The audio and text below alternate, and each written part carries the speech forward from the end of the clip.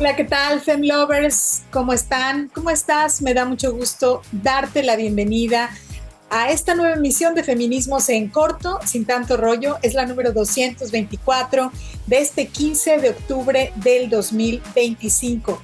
Yo soy Aide Serrano y estoy muy contenta de saludarte a través de la señal de Maya FM en el 103.5 que estamos transmitiendo desde Cancún, Quintana Roo, y que estamos estrenando este programa.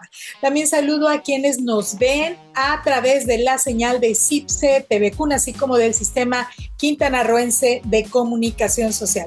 Igualmente les mando un saludo afectuoso a mis amigas y amigos de los medios de comunicación que reproducen los contenidos de Feminismos en Corto, sin tanto rollo, en sus redes sociales. Click Noticias, Maya Politics Sureste, QR Noticias y Mujer Total, Chetumal. Te invito a que te suscribas a mi canal de YouTube, Aide Serrano, también a mis redes sociales. Ahí encuentras todos los programas anteriores y también más contenido que tiene que ver con estos temas, por si tienes alguna duda de qué son los incels, por ejemplo, qué es el machismo, qué es el feminismo, qué son las nuevas masculinidades. Todo eso lo vas a poder encontrar allí en mis redes sociales. También saludo a quienes nos están escuchando en la radio. En Riviera FM en el 98.1 todos los sábados a las 2 de la tarde. Igualmente sábados a las 10 de la mañana en Cancún, en Caribe FM en el 101.9 y en Radio Chan Santa Cruz en el 660 de AM. Un afectuoso saludo hasta allá a Felipe Carrillo Puerto. Y los domingos a las 11 de la mañana en la capital de nuestro estado, en Chetumal, en el 860 de AM y en el 100.9 de FM. Se transmite también Feminismos en Corto, sin tanto rollo. Bueno, pues aquí compartimos también temas que tienen que ver con la actualidad, con la perspectiva de género y, por supuesto, para poner nuestro granito de arena a esta sociedad que sea cada vez más pacífica, menos desigual y sobre todo menos desigual y menos violenta en contra de las niñas, los niños, las y los adolescentes y también las mujeres. Por ello, bueno, hoy te traigo una conversación bien interesante con el escritor Pedro J. Fernández. Y en su más reciente libro, Sor Juana Inés de la Cruz toma la voz. Y bueno, a ella le dedica Pedro J. Fernández esta obra, el Fénix de América, la 10ª musa, la consentida de la virreina y antagonista también del arzobispo. Bueno, conversé con el escritor y nos contó, entre otras cosas, qué le gustaría que sus lectores y lectoras encontraran en estas páginas. Por otro lado, en las efemérides feministas, te comento que fue en el 2007 que la Asamblea General de las Naciones Unidas, la ONU, estableció el 15 de octubre como el Día Internacional de las Mujeres Rurales para reconocer la función y contribución de mujeres rurales e indígenas en la promoción del desarrollo agrícola y rural y la mejora de la seguridad alimentaria, así como de la erradicación de la pobreza rural. Y sí, hablemos de la actualidad. ¿Qué son los incels y por qué hay jóvenes cometiendo crímenes relacionados con este término? Bueno, el discurso incel es otra forma de expresar el odio a las mujeres en el que se sustenta también el patriarcado. Y las y los jóvenes son víctimas de este sistema que les ha hecho creer a los hombres que las mujeres les privan de sexo y de afecto, cuando en realidad es el modelo de masculinidad que les ha convencido de que no tienen que esforzarse para ser amados. De esto te voy a hablar más adelante aquí en Feminismos en Corto, sin tanto rollo. Comenzamos. En el 2007, la Asamblea General de las Naciones Unidas estableció el 15 de octubre como el Día Internacional de las Mujeres Rurales para reconocer la función y contribución de mujeres rurales e indígenas en la promoción del desarrollo agrícola y rural, la mejora de la seguridad alimentaria y la erradicación de la pobreza rural. El objetivo de esta conmemoración es reconocer la pluralidad de identidades de las mujeres que habitan y construyen diariamente el medio rural en las distintas regiones del planeta. Datos de la ONU señalan que las mujeres rurales representan más de un tercio de la población mundial y 43% de la mano de obra agrícola.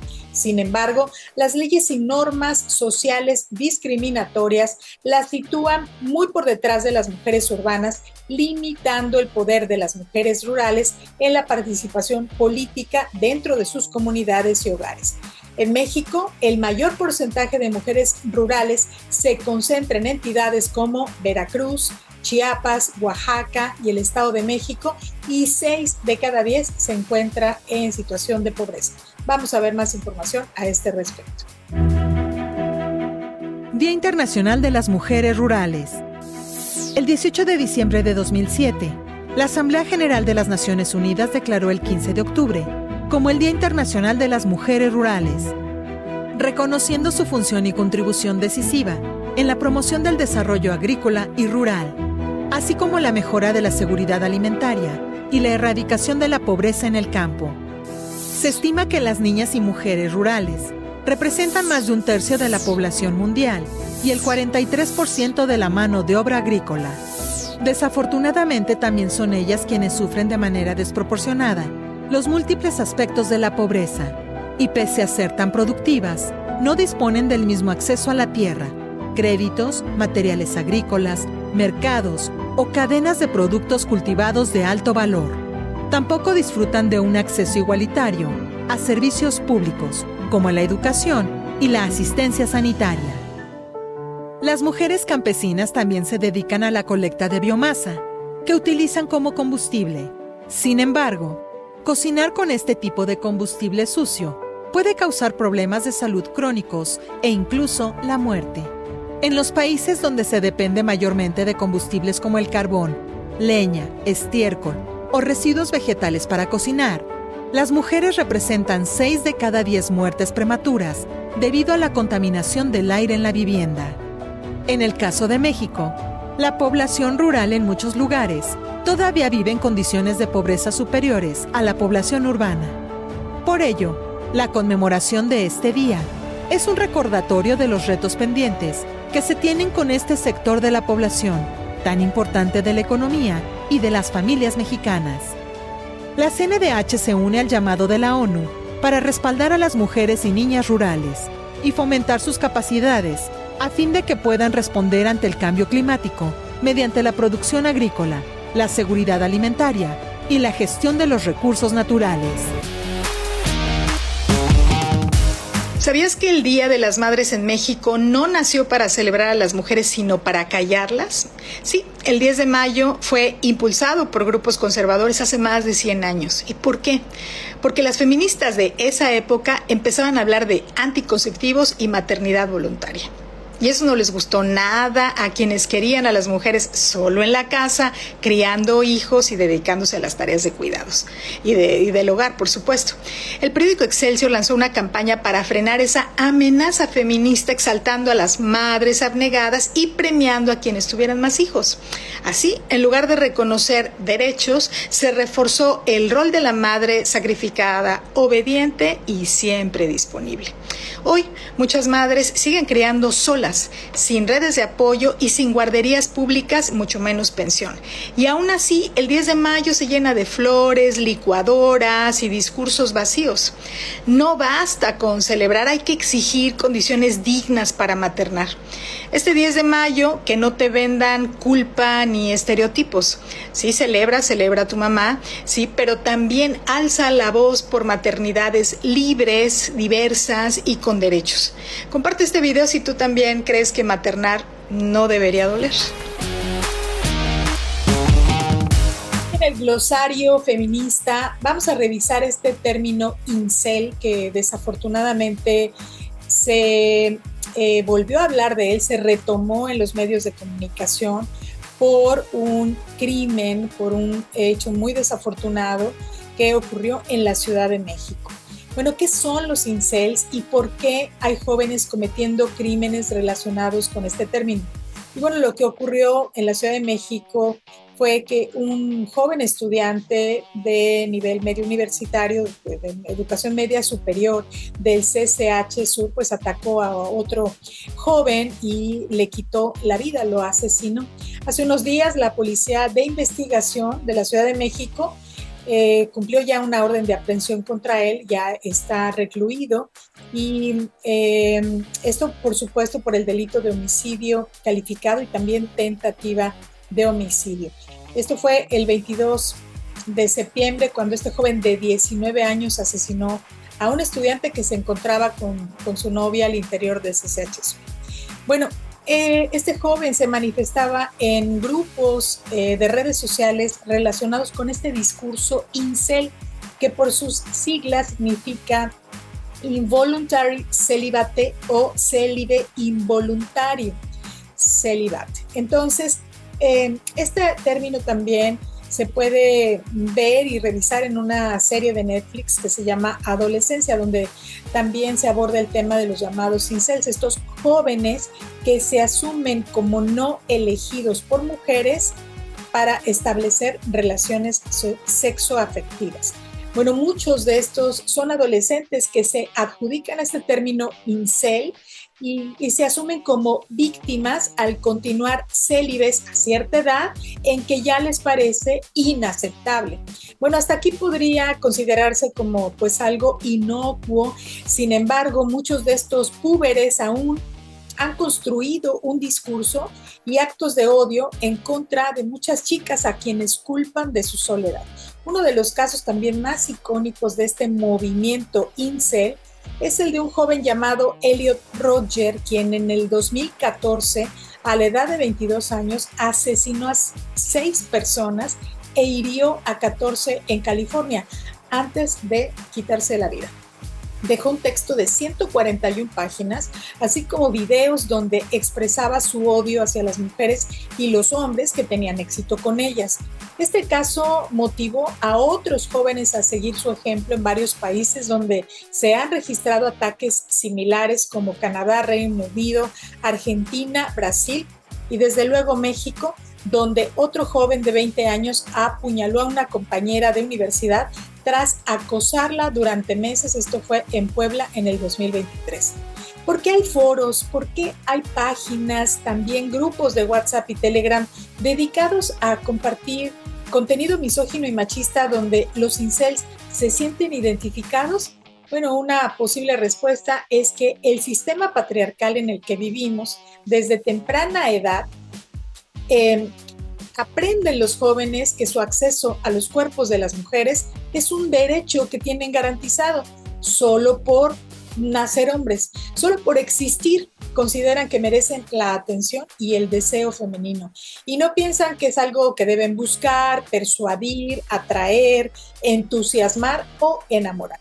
El aparente rechazo que sienten los adolescentes se sustenta en su negación a socializar con las jóvenes empleando algún tipo de esfuerzo. Muy distinto es el caso de la experiencia de ser mujer en esta sociedad machista que nos exige a las mujeres agradar prácticamente desde que nacemos. Las mujeres estamos condicionadas a ser deseables, se nos exige arreglarnos para agradar a los hombres y conquistar su atención, especialmente en la adolescencia. Allí comienza esta carrera del consumo de ropa, maquillaje, accesorios y hasta cirugías plásticas. Además de las dietas que exigen una delgadez que incluso ha cobrado la vida de numerosas chicas con trastornos alimentarios como bulimia y anorexia, además de las afectaciones a su propia salud mental. Bueno, se espera de las mujeres un esfuerzo constante para no quedarse solas, entre comillas, donde la soledad significa, por supuesto, estar sin un hombre. Los incels, desde mi perspectiva, no existen. Más bien, lo que existen son adolescentes padeciendo el propio sistema patriarcal, pues construyen su identidad y sus relaciones sexoafectivas alrededor de la inacción y la pasividad, y toman acción desde la frustración en el lugar en que el patriarcado les ha enseñado. ¿Cuál es? Pues la violencia. El discurso incel es otra forma de expresar el odio a las mujeres en el que se sustenta el patriarcado, es decir, en la misoginia. Y las y los jóvenes son víctimas de este sistema que les ha hecho creer a los hombres que las mujeres les privan de sexo o de afecto, cuando es el modelo de masculinidad que les ha convencido de que no tienen que esforzarse para ser amados.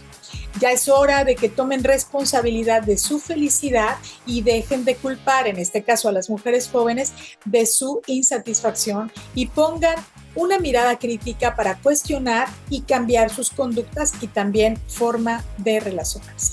¿Y tú qué opinas? Es muy importante pues que juntas, juntos y juntes generemos esta conversación y esta reflexión acerca de estos temas que son tan importantes. ¿Sabías que en México hay niñas de 10, 11 y 12 años que ya son madres? Y los hombres adultos que aparecen como los padres siguen libres. Hace unos días circuló en redes sociales una tabla con datos que resumía esta terrible realidad. Los 30 nacimientos registrados en el año pasado de las madres más jóvenes y la edad del padre. Y es un resumen brutal de la impunidad institucional frente al infantil. Lo que más indignó fue la diferencia de edad entre las niñas madres y los hombres registrados como padres. En localidades como El Oro, Estado de México, una niña de 12 años dio a luz y el padre tenía 65 años, una diferencia de 53. En Veracruz y Jalisco los hombres tenían 50 años. En Texcoco, Ocosingo y Acapulco las niñas madres tenían apenas 10 años. Esta no es una historia de otro país ni del pasado. Pasó este año y seguirá pasando. Y no son relaciones, no es amor, son agresiones, son crímenes. El Código Penal Federal Mexicano dice que el consentimiento es a partir de los 18 años, pero en muchos estados aún se permite desde los 12. Esto deja a las niñas solas, sin protección y sin justicia. México es el primer lugar en embarazos infantiles de la Organización para la Cooperación y el Desarrollo Económico, la OCDE. Cada año, más de 1,000 niñas y adolescentes se convierten en madres cada día. Y los hombres adultos que las embarazan siguen caminando por la calle. Tranquilos, esta no es una emergencia de ayer, es una emergencia nacional de hoy, pero nadie quiere nombrarla como tal. No sale en conferencias, no llena portadas, pero sí arruina vidas. México tiene una deuda enorme con sus niñas, la deuda de su seguridad, su libertad y su derecho a ser lo que son, niñas y no madres.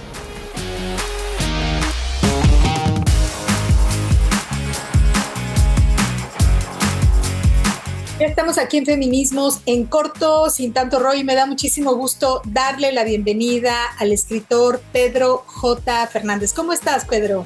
Muy bien, ¿y tú? Bien, gracias.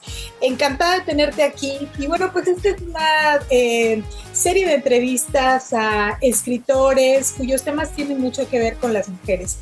Y en este caso, pues Pedro está promocionando actualmente este libro que se llama Yo, Sor Juana, Mujer Volcán.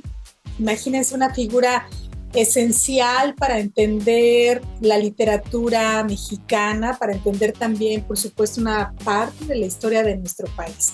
Y bueno, les voy a decir rápidamente quién es Pedro. Él es ingeniero, sommelier y tarotista. Durante más de una década ha publicado novelas y textos para un público adulto e infantil en las que humaniza a los personajes de la historia de México. Entre sus publicaciones se encuentran Yo, Díaz, Iturbide, el otro padre de la patria, Morir de pie, Soy Malitzin y Había una vez mexicanas que hicieron historia, varias de las cuales se convirtieron en éxitos editoriales. Como parte de su trabajo literario en la difusión de la historia de México, ha colaborado en diferentes revistas, periódicos y podcasts. Además, es creador de la cuenta Don Porfirio Díaz, que se enfoca en la divulgación histórica y la sátira en redes sociales. También es co-creador, junto con su esposo, el sommelier Andoni Vales, del proyecto Cenas con Historia, que fusiona la historia de México y el mundo con la gastronomía y el vino. Pedro J. Fernández es ganador de la distinción Caniem 2020 al libro del año infantil y juvenil por el libro Había una vez mexicanas que hicieron historia. También tengo ese libro. La verdad es que me encanta. Y bueno, lo primero la primera inquietud que tengo es cómo fue para ti que tu experiencia no es de mujer, situarte en esta voz femenina para poder narrar a Sor Juana. Pues creo que es una visión del contexto histórico en el cual planteo este mundo de hombres en el siglo XVII, muy conservador, muy religioso, y a una Sor Juana, en lugar de enfocarme en su género, me concentré en su energía y en su rebeldía y en esa libertad que tenía para leer, estudiar, para difundir textos y al final eso es lo que la define. Entonces,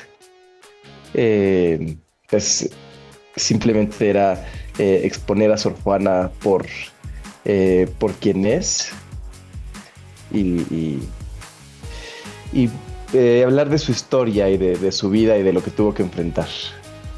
Y en este proceso creativo, ¿es igual para ti encarnar la voz de un hombre que la voz de una mujer o hay notas diferencias? ¿Cómo es tu aproximación cuando estás en la creación del libro? Pues no hay tantas diferencias porque me enfoco en la persona, me enfoco en su vida, me enfoco en su personalidad.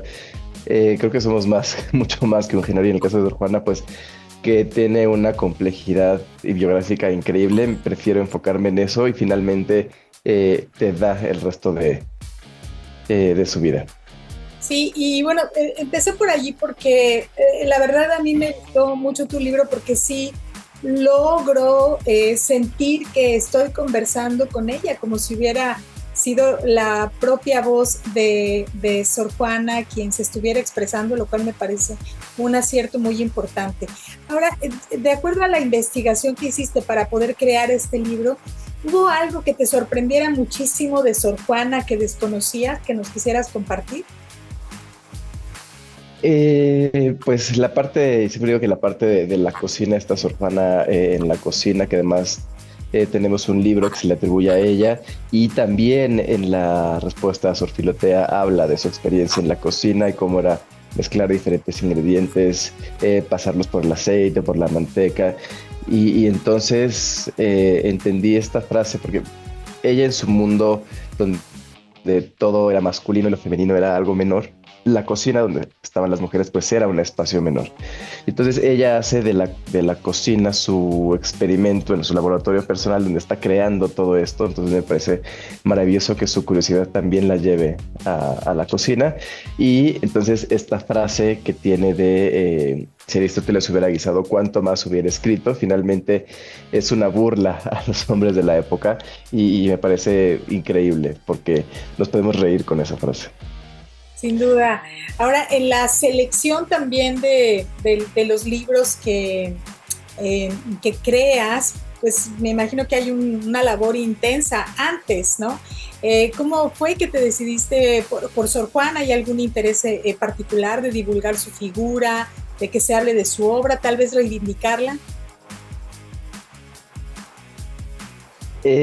Pues me gustaría que se hablara de su obra. Me reencontré con ella hace un par de años cuando justo estábamos haciendo escenas con historia, una cena sobre Sor Juana con recetas de su recetario, y me puse a leer a Sor Juana y me gustó mucho. Entonces me quedé con la espinita de vamos a escribir sobre ella, porque finalmente creo que la convertimos en un ícono y en un referente, y la pusimos en el billete, la tenemos, la enseñamos en todos lados, pero al hacerla un ícono le quitamos su parte biográfica y dejamos de leerla. Entonces sabemos quién es Sor Juana, pero no sabemos quién es Sor Juana. Entonces me interesaba hablar sobre ella, hablar sobre su vida, sobre su proceso creativo, hablar sobre el tiempo en el que le tocó vivir y esperar que este libro haga que se reencuentren las nuevas generaciones con Sor Juana y que vuelvan a leerla.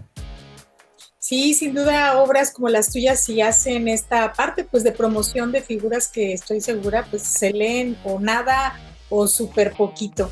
A mí hay una parte que me inquieta muchísimo de la vida de Sor Juana y es como al final decide guardar silencio, lo cual tratándose de ella pues es una decisión bien fuerte. ¿Tú qué opinas de esta parte final de la vida de Sor Juana en este sentido? Pues es que es muy duro la parte donde ella pues enoja al nuevo arzobispo de la Ciudad de México, y además es conocido por ser muy misógino y muy machista, y es cuando Sor Juana, pues el obispo de Puebla la traiciona y publica la carta atenagórica. Y entonces, pues claro, una monja, una mujer en esa época opinando de teología, pues iba a causar muchos problemas. Pero además, Sor Juana todavía, sabiendo el huracán en el que está, responde con la respuesta a Sor Filotea y habla de su experiencia de monja y de mujer y de escritora. Entonces, esa parte de entender a la monja rebelde, las consecuencias que tuvo que enfrentar por escribir eso, creo que también no lo entendemos, porque en ese momento sí era muy gravoso lo que hizo. Y ya sea porque haya sido decisión de ella o haya sido imposición del arzobispo, que ha tenido que deshacerse de todos sus libros y de su papel para escribir, pues sí es terrible, porque se queda sin cómo saciar esa curiosidad y esa creatividad y todo ese fuego que lleva por dentro. Entonces es muy triste el final de Sor Juana. Y se entiende que haya estado en una depresión tan terrible que lo último que tenemos de ella es que se describe a sí misma como la peor del mundo. La peor de todas. Pues es una tragedia. Sin embargo, la obra que deja a su paso, pues nos hace como ignorar esta parte tan terrible, ¿no? Que fue pues como cobrarle cuentas a una mente que era brillantísima y que opacaba, ¿no? Particularmente a los hombres que ostentaban el... Ahora, me gustaría saber si consultaste algunas otras fuentes históricas que te dieran alguna perspectiva de Sor Juana, pero voces femeninas. ¿Encontraste, consultaste, hubo algo que te diera una referencia con ella? De la época, voces femeninas no, o sea, al final ella era el referente, pero sí hay biografías de la época de ella. Tenemos también el estudio que hizo Octavio Paz en Las Trampas de la Fe. Entonces sí hay escritos sobre ella, pero lo que, o sea, lo que se ha manejado en ese momento y en ese contexto, pues eran hombres hablando sobre ella. Muchos admiradores, porque Sor Juana recogió muchísimos admiradores en vida que querían que no se perdiera ni su vida ni su obra. Entonces, pues sí es volver al pasado y tratar de recrear no solamente, insisto, no solamente a Sor Juana, sino el tiempo. Es que insisto en el tiempo porque creo que es muy importante para entender el peso que tenía Sor Juana en esa época en la que las mujeres no escribían. La mayoría de las personas no sabían leer y escribir, o sea, no solamente las mujeres, la mayoría de las personas. Y entonces que ella, en ese contexto, si ella ha hecho tan famosa y tan conocida, también es completamente admirable, y por eso tenemos algunas versiones de cómo era ella. Tenemos el cuadro de Miguel Cabrera y pues a partir de ahí se hace una reconstrucción. Es difícil comprender porque pues ha cambiado mucho nuestra sociedad, pero si pudiéramos encontrar un parangón con otra figura femenina actual, así de importante sería Sor Juana, ¿a quién te referirías? La verdad no sé, porque ahora sí las mujeres pueden escribir de todo lo que quieran y pueden publicar. Entonces la verdad no sé. O sea, Sor Juana es que incluso para hombres y mujeres, Sor Juana es el referente literario. Es quien se atreve a hablar de todo, de descubrir y explorar géneros, en hablar de lo prohibido y lo profano, y de Sor Juana es increíble. Sí. Y en nombre no encuentras una referencia. El nombre de los últimos años podría ser Juan Rulfo. Al final lo que hizo con sus dos obras y cómo se mantiene vigente y cómo seguimos volviendo a Pedro Páramo, incluso con la película que van a hacer. O sea, Pedro Páramo va a seguir vigente y sigue vivo. Entonces yo creo que Juan Rulfo. Ahora, ¿qué te gustaría que los lectores cuestionen, pues tal vez de sí mismos al leer tu libro, Yo, Sor Juana, o con qué te gustaría que se quedaran después de acceder a tu obra? Me gustaría que conocieran a una Sor Juana que no es acartonada, que aunque sea de un periodo barroco, eh, su obra es, pues se puede leer hoy, puedes entenderla, que no es, no porque esté alejada en el tiempo significa que no pueda comunicarse con nosotros. Entonces, conocer a ese tipo de literatura que también es parte de nuestro legado en México creo que sería muy importante. Me gustaría que al terminar mi libro se atrevieran a leer El Neptuno alegórico o El primer sueño, o que, o sea, pasemos más allá de los hombres necios a otro tipo de versos o incluso a sus comedias de enredos que también son muy divertidas, pero que exploremos todo lo que tiene Sor Juana para ofrecernos. Estoy conversando con Pedro J. Fernández, quien es el autor de Yo, Sor Juana, Mujer Volcán, que está recientemente editado por Océano. Y vamos a una pausa, estamos en Feminismos en Corto, sin tanto. Ya regresamos aquí a Feminismos en Corto, sin tanto rollo, y estoy conversando con Pedro J. Fernández acerca de su más reciente libro, donde habla Sor Juana. Y si viviera hoy Sor Juana, ¿qué temas crees que abrazaría con pasión? Es una discusión que hemos tenido en los diferentes clubes de lectura, porque ella sí leía de todo y quería ir a la universidad. En algunos clubes de lectura en los que estuve llegaron a la conclusión de que seguramente sería científica. Le interesaría irse por allá porque también tenía un conocimiento muy profundo sobre astronomía en su tiempo, entonces quizás sea por ahí. Yo pienso que podría estudiar letras precisamente por ese amor que le tenía a Góngora y a esos poetas que estuvieron antes que ella. Claro. Pero pues quién sabe, o sea, ella es una mujer, así como pensamos en Da Vinci como el hombre renacentista que exploraba cualquier tema que se le pusiera enfrente, yo creo que Sor Juana hizo lo mismo a través de las letras, tanto lo que leía como lo que escribía. Entonces Sor Juana es esa mujer renacentista. Entonces solamente podemos especular, pero que leía de historia, leía de astronomía, leía de cocina, leía de política, de cualquier tema que se nos pueda imaginar en ese momento, Sor Juana tenía un libro. Muy bien, y si apareciera Sor Juana en este momento y tuviera acceso a Google, ¿qué crees que sería lo primero que googleara? Yo creo que a sí misma. Sí, o sea, sí, sí, era un genio que entendía su genio, entonces le gustaría saber qué opina la gente de ella. Claro, por suerte, por supuesto, muy, muy consciente de las desigualdades de las mujeres. ¿Qué causa feminista crees que estaría apoyando en la actualidad?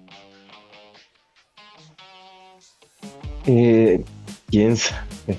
Pues al final lo que ella hacía en su tiempo es muy parecido a lo que la relaciono mucho con Virginia Woolf, porque esta idea de que las mujeres pudieran tener su propio espacio, que pudieran ser libres sin tener esa necesidad de un hombre, o sea, es ese tipo de lucha donde se parece mucho a Virginia Woolf.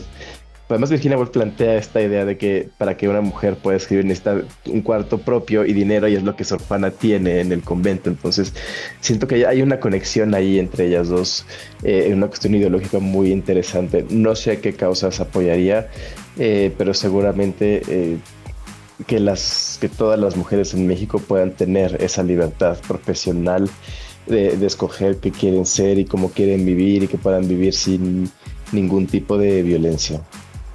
Claro, y sin duda no sería religiosa. Esa fue la habitación. Seguramente no. Sí. Sí, yo también creo que sería científica, persona. Ahora, ¿te quedaste tú con algunas conversaciones en tu mente que te hubiera gustado tener con ella? Si la pudieras tener enfrente, ¿qué platicarías? ¿Qué le preguntarías? Pues me quedé bueno, lo que escribí es lo que yo quería contar, pero sí me quedé con esta idea de quizás explorar un poco más el proceso creativo, y me gustaría hablar con ella sobre eso, cómo llega a sus ideas, cómo explora ideas, cómo decide qué poner en el papel o no. Entonces esa parte de escritora a escritor creo que me gustaría. Qué maravilla. ¿Y qué pensaría Sor Juana de las redes sociales actualmente? Yo creo que pensaría que es una gran forma de comunicar. Sor Juana le gustaba estar en comunicación con todo el mundo, escribía cartas, recibía personas en el locutorio. Entonces aunque estaba encerrada, tenía una vida social muy activa. Entonces yo creo que le gustaría mucho entrar en las redes y mantenerse en contacto con todo y opinar y decir y todo eso. ¿Qué crees que deberíamos seguir como ejemplo las mujeres en la actualidad de alguien como Sor Juana? Pues yo creo que habría que, o sea, cada una de las mujeres y también de los hombres, pues deberemos estudiar su vida y ver qué aspecto de su vida pues nos mueve más. Puede ser la parte de la rebeldía, puede ser la parte de la creatividad. Creo que tiene muchas facetas que pueden inspirar a diferentes tipos de personas desde diferentes lugares. Entonces creo que depende de cada uno de las personas que quiera acercarse a la vida de Sor Juana y ver qué es lo que Sor Juana nos quiere decir en particular. Muy bien. ¿Y qué es lo que sucede? Me quedé pensando en los clubes de lectura. ¿Qué otras inquietudes genera tu libro en los clubes? Les interesa mucho justamente el México, cómo se retrata el México del siglo XVII, este México que está todavía, bueno, Nueva España que está en construcción, la catedral no está lista, la Ciudad de México solamente el centro histórico. Eh, Hay pocas ciudades alrededor de la Nueva España, entonces les interesa mucho descubrir ese México y esa comida y esa forma de vida, y preguntan mucho sobre Sor Juana antes de entrar al convento. ¿Y qué parte, o sea, de dónde venía o qué les interesa saber? Pues les interesa saber qué hacía la Ciudad de México. Obviamente hay un interés por la relación con ambas virreinas. Este paso de Amecameca a la Ciudad de México, o sea, cómo se va formando este personaje antes de convertirse en Sor Juana. Qué maravilla. ¿Y crees que Sor Juana nació así, siendo ya pues esta estrella, o fueron las circunstancias las que la originaron? Yo creo que fue su curiosidad de ir a meterse en la biblioteca de su abuelo y leer lo que encontraba, engañar a la maestra de su hermana para que le enseñara a escribir. O sea, eso es muy claro cómo se va formando y cómo va accediendo a cierto conocimiento. De repente le interesa la astronomía y luego le interesa Góngora y luego le interesa la teología. Entonces es muy interesante cómo a través de esta curiosidad se va creando una nueva personalidad. Qué maravilla. Pues ya para ir cerrando esta conversación con Pedro J. Fernández acerca de su más reciente libro, Sor Juana, ¿qué te gustaría con qué te gustaría que se quedaran tus lectores y lectoras de esta obra tuya? Pues me gustaría que conocieran a Sor Juana como una mujer real, como un personaje que existió con dudas, con miedo, pero también con mucha creatividad, que la vean dudando de sí, que la vean trabajando, que la vean en la cocina, que vean pues sí, que la vean llena de vida y que saquen a la monja del billete para poder descubrir a esta increíble personaje, a esta increíble escritora. Y como dije, espero que al terminar de leer el libro la lean a ella. Pues sí, seguramente sí, porque siguiendo la inspiración de la curiosidad propia de Sor Juana. Pues muchísimas gracias por haber estado aquí en el programa. Pedro, ¿algo más que quieras agregar? Pues nada más que se acerquen al libro, ya está en todas las librerías, en papel, en digital, en audiolibro. Entonces pues aquí estoy para cualquier comentario y espero que les guste. Muchas gracias, pues te mando un fuerte abrazo y hasta la próxima. Igualmente, gracias. Gracias.